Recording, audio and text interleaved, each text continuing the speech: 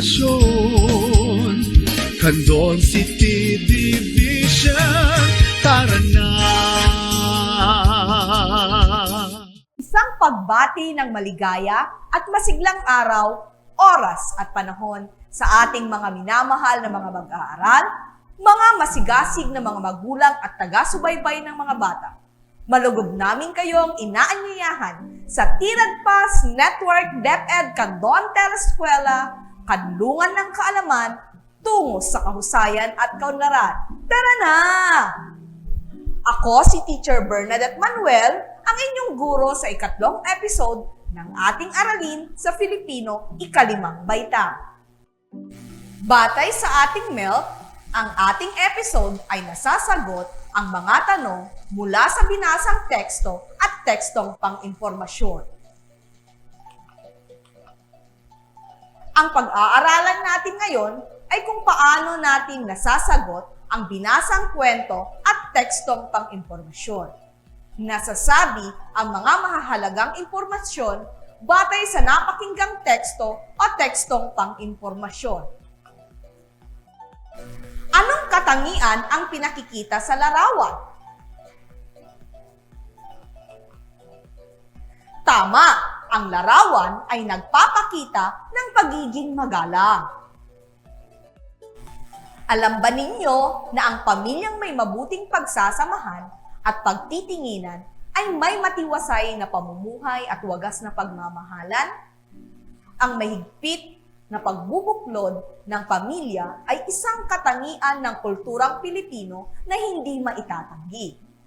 Ito ang ugaling tanging ang mga Pilipino lamang ang kakikitaan sa anumang panig ng mundo. Ito ang mabuting pagsasamahan, pagkakaisa at pagkakasundo ng bawat miyembro ng pamilya. Ngayon, may babasahin akong isang tekstong pinamagatang Sanggang Dikit na may kinalaman sa paggalang at pagmamahal sa pamilya. Pero bago iyan, bibigyan muna natin ng kahulugan ang ilang mga salita na maririnig o mababasa sa teksto. Bibigyan ko kayo ng 15 segundo upang ibigay ang tamang sagot.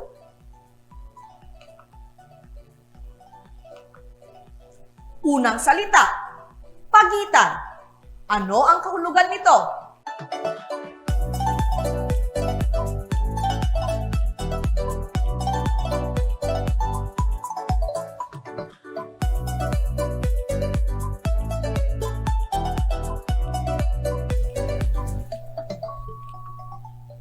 Tama, ito ay may kahulugan na agwat.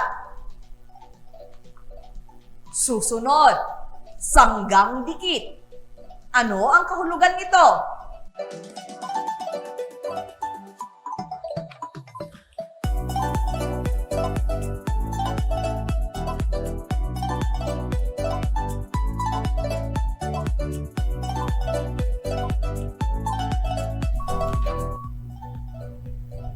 Magaling! Ito ay may kahulugan na magkasundo sa lahat ng bagay.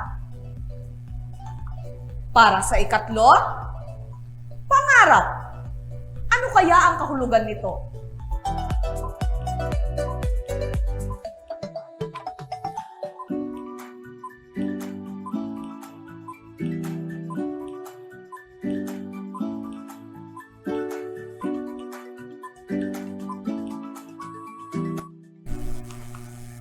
Tumpak!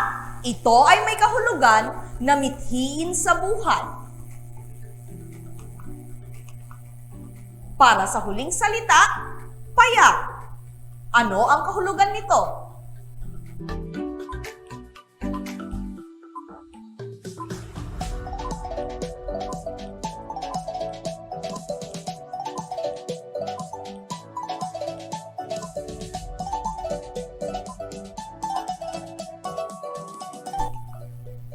Magaling! Ito ay may kahulugan na simple. Muli, ating basahin ang mga sumusunod na mga salita kasama ang kanilang kahulugan. Pagitan, agwat, sanggang dikit, magkasundo sa lahat ng bagay. Pangarap, mithiin sa buhay. payak, simple. Ngayon ay babasahin na natin ang tekstong pinabagatang Sanggang Dikit. Sabayan ninyo ako sa pagbabasa dahil mamaya ay may ilang akong katanungan sa inyo tungkol sa ating binasa. Handa na ba kayo? Dalawa kaming magkapatid na parehong lalaki. Mula kami sa payak at masayang pamilya. Jao ang pangalan ng aking kuya. Si tatay ay isang driver at si nanay ay isang may bahay. Nakatuon lamang ang oras at atensyon ni nanay sa aming magkapatid. Sina lolo at lola ay katulong din nila sa pag-aalaga sa amin. Kapwa kami pinalaki ng aming magulang na mabubuti at matatapat na mga bata na may paggalang at pagmamahal sa Diyos at sa kapwa-tao. Tuwing hapon pagkagaling sa paaralan, nagkukwentuhan kami ni kuya habang ginagawa ang takdang aralin. Laging sinasambit ni kuya na nais niyang maging isang doktor upang maalagaan ang aming mga magulang sa kanilang pagtanda. Gayon din sina lolo at lola, kaya lagi naming sinasabi ang pangarap niya ay pangarap ko rin. Kaya sa mga pagkakataong kami ay maglalaro, mas pinipili namin ni kuya na gawing laro ang pagbabasa ng mga aklat at magkunwaring mga doktor at minsan naman ay pasyente. Naaalala ko pa ang salitang lagi kong sinasambit kay kuya, "Di ba sanggang dikit tayo, kuya?" Naiintindihan ba ninyo ang binasang teksto? Ngayon, tignan natin kung masasagot ninyo ang mga inihanda kong mga katanungan. Bibigyan ko ulit kayo ng 15 segundo sa bawat katanungan. Unang tanong. Ano ang ibig sabihin ng sanggang dikit?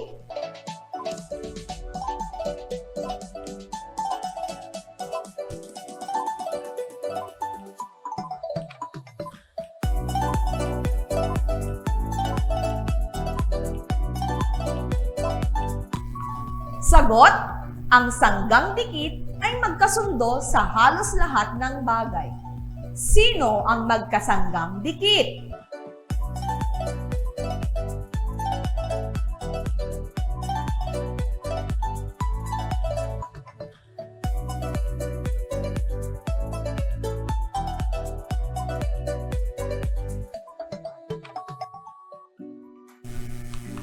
Sagot, si Jao at ang kanyang nakababatang kapatid. Pangatlong tanong, sa anong bagay magkatulad ang magkasanggang dikit?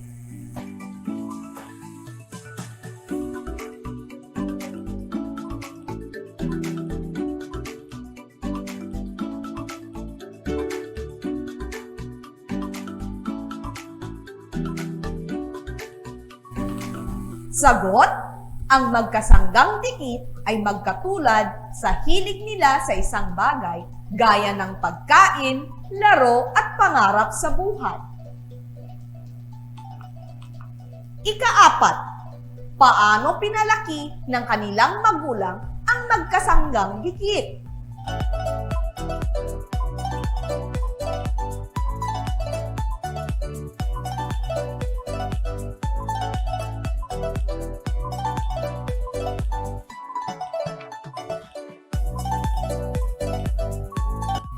Sagot, pinalaki sila na mabubuti at matatapat na mga bata na may paggalang at pagmamahal sa Diyos at sa kapwa-tao. Ganito rin ba kayo kalapit ng iyong kapatid? Oo naman, di ba?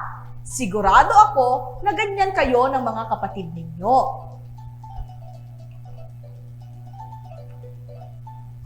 Sa iyong palagay, magiging matagumpay kaya ang magkapatid sa pag-abot ng kanilang mga pangarap? Bakit?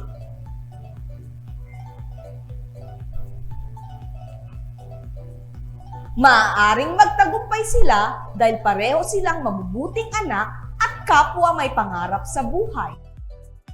Ngayon, dumako naman tayo sa pagtataya. Bibigyan ko kayo ng 15 segundo para sagutan ang bawat bilang. Handa na ba kayo? Basahin ang maikling balita at sagutin ang mga sumusunod na mga tanong. Unang balita. Hindi pagkain ng gulay nakakapagpababa ng IQ. Kayo ba ay mahilig sa gulay? Alam nyo ba na lumalabas sa pag-aaral sa Amerika na mas mataas ang IQ ng mga batang vegetarian kaysa sa mga batang hindi kumakain nito? Ayon sa The Food Revolution magazine, pumapatak sa average IQ na 116 ang mga batang mahilig kumain ng gulay, samantalang nasa 79 lang naman ang average IQ ng mga batang karne lamang ang kinakain. Ang IQ o Intelligence Quotient ang sukat ng katalinuhan ng isang bata. O handa na ba kayo? Ito ang unang tanong. Tungkol saan ang balitang ito?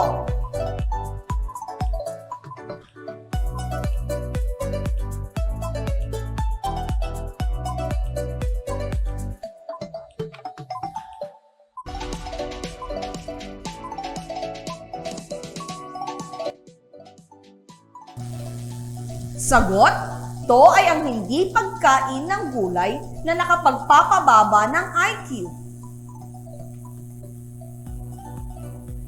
Susunod na tanong. Ilan ang IQ ng batang kumakain ng gulay batay sa teksto?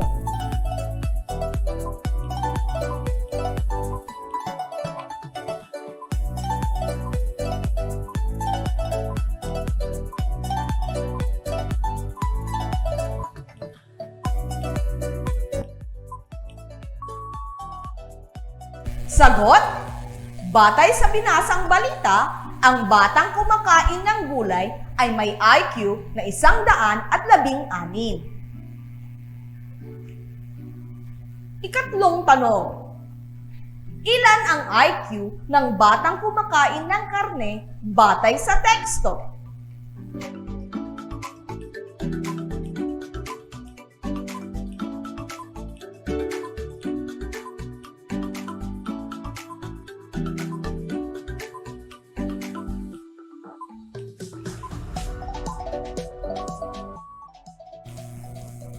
Sagot?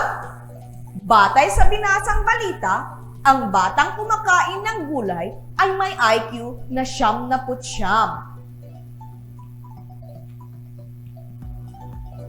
Paano pinaghambing ang IQ ng batang kumakain ng gulay at hindi?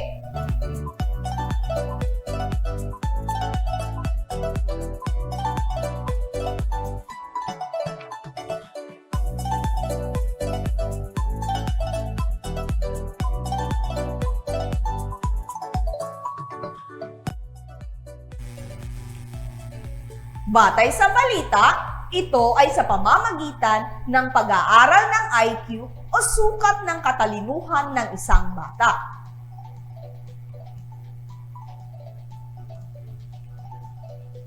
Ano ang dapat gawin upang mapanatili ang mataas na IQ ng isang bata?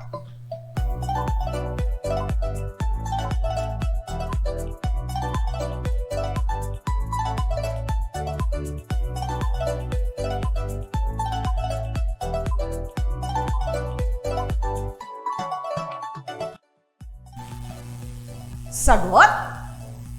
Ang dapat gawin upang mapanatili ang mataas na IQ ng isang bata ay kumain ng masusustansyang pagkain tulad ng gulay.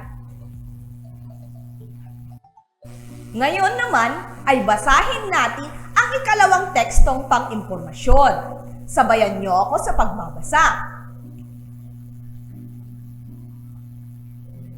Ang ating pambansang bayani ay si Dr. Jose Rizal. Anak siya ng mag-asawang Teodora Alonso at Francisco Mercado. Ipinanganak siya noong Hunyo 19, 1861 sa Calamba, Laguna.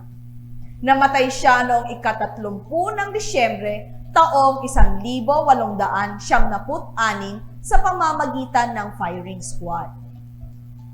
Marami siyang tinapos na kurso kabilang na ang medisina. Isa rin siyang pintor at sculptor. Naintindihan ba ang binasa natin? Ngayon ay sagutin natin ang mga sumusunod na tanong batay sa teksto. Bibigyan ko kayo ulit ng 15 segundo upang sagutin ang bawat tanong. Unang tanong. Sino ang ating pambansang bayani?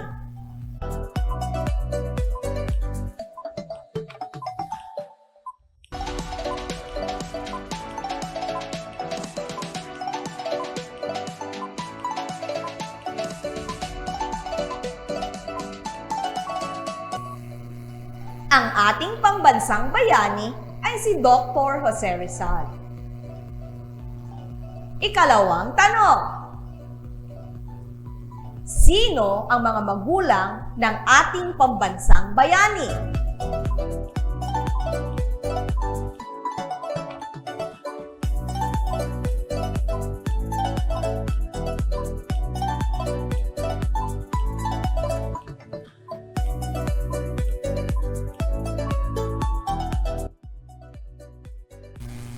Ang mga magulang niya ay sina Teodora Alonso at Francisco Mercado. Ikatlo, kailan at saan ipinanganak ang ating pambansang bayani?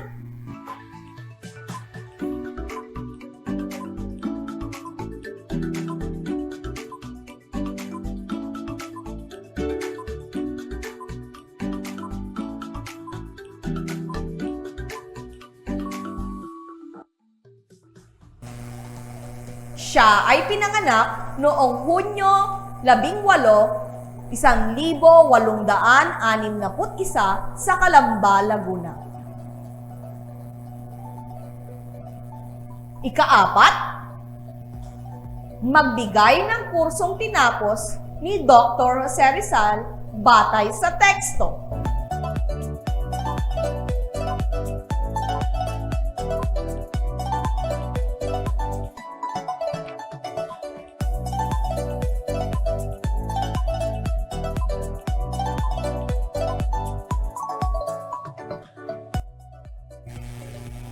Sagot, isa sa mga tinapos na kurso ni Dr. Jose Rizal ay ang medisina.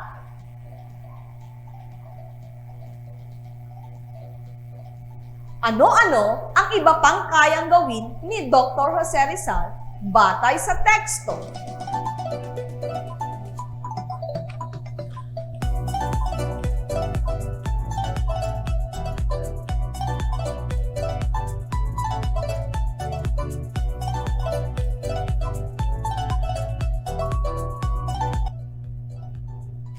Sagot, si Dr. Jose Rizal ay isa ring pintor at sculptor. Nakuha niyo ba lahat ang tamang sagot? Magaling kung ganoon! Hanggang sa muli, ito ang inyong guro sa Pilipino, Teacher Bernadette L. Manuel na nagsasabing, sa Filipino makabuluhan ang iyong pagkatuto. Hanggang sa muli, paalam!